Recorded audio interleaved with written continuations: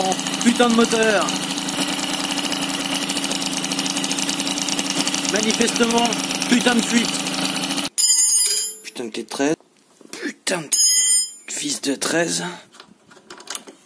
Putain de vis. Putain de cale-pied. Putain de vario. Putain de courroie. Voilà. Putain d'antiparasite. Putain de carbu.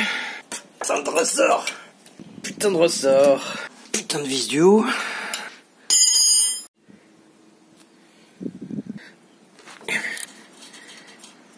Putain de vis de 10. Putain de vis de 10. J'ai oublié.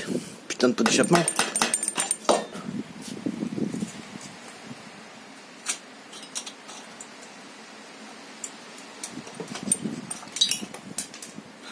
Putain de cale. Ah, putain d'électronique.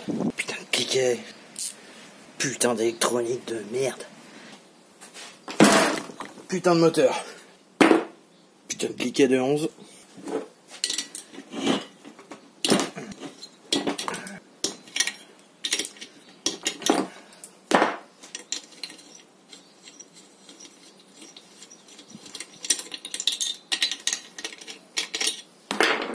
Alors, qu'est-ce qu'il a ce putain de joint de culasse là? Bah oui. Ah d'accord. Putain, non, sérieux. Sérieux.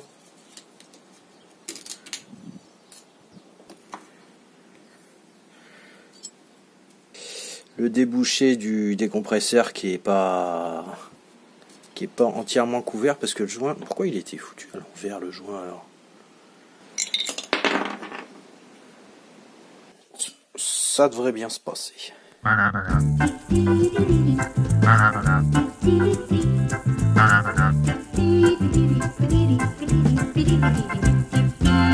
Le putain d'état de surface est refait. Donc maintenant il n'y a plus qu'à s'occuper du putain de piston. Putain de piston. En regardant de près le piston d'origine Gilardoni, on s'aperçoit que il est prévu à sa conception pour être largement échancré sur l'arrière et pouvoir avoir une partie de du transfert arrière quoi en fait incorporé dans le piston. Ici je pars de loin. Donc le seul truc que je vais pouvoir faire c'est un trou centré sur l'arrière pour aider à alimenter celui le transfert arrière quoi. Et ici je vais juste faire garder toute cette partie là pour que le piston soit correctement guidé et découper à partir de là jusque devant là. Donc en fait je vais me retrouver il va être largement échancré mais au moins il sera guidé correctement.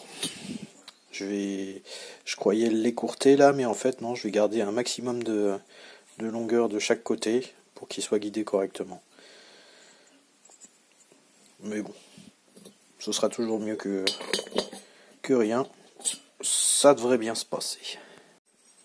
Bon, les entailles à l'ancienne, avec la bonne vieille scie à main. On va voir ce que ça donne. C'est simple, hein, mais c'est juste histoire de les ouvrir quand le piston est en bas, quoi. Alors, est-ce que je me suis bien... Oh oui, bingo! C'est pas trop mal, va falloir jouer un peu de la lime. Mais c'est pas trop mal. Pour le deuxième côté... Bingo! Bon, voyons voir comment que ça se présente. Donc maintenant, en position basse, j'ai les deux transferts arrière qui sont débouchés.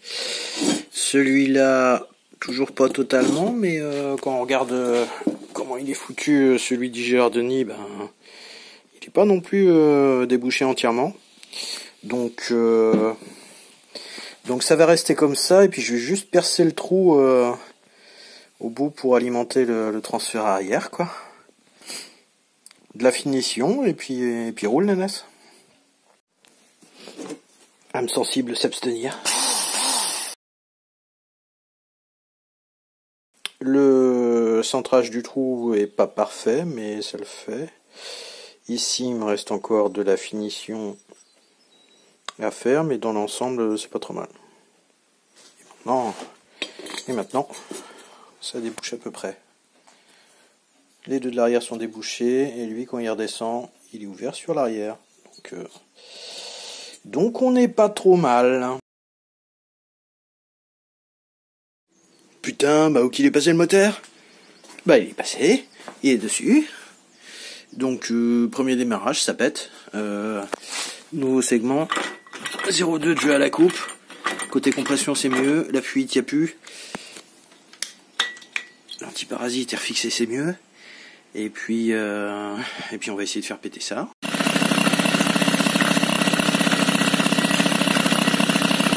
Ça fait moins de bruit, c'est clair. La vidéo d'embarquer du bordel. Alors plein pot ça marche, mais régime intermédiaire, il y a une couille dans le pâté.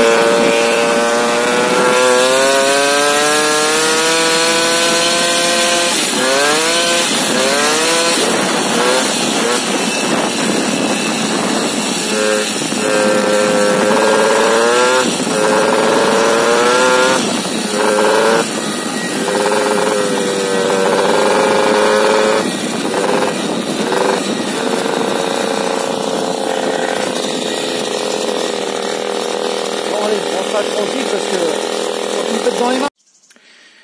Retour à domicile, donc du coup plein régime à fond de la poignée de gaz, je dois pas être trop mal, il prend bien ses tours et tout ça. Par contre premier tiers de poignée, moitié de poignée, enfin même jusqu'à 3/4 de poignée, ça merde, ça ratatouille.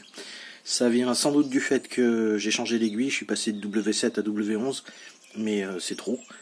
Et je reçois un lot d'aiguilles après-demain, donc je réessayerai les réglages après-demain. Voilà. Sur ce, bonne journée à vous, et puis à plus.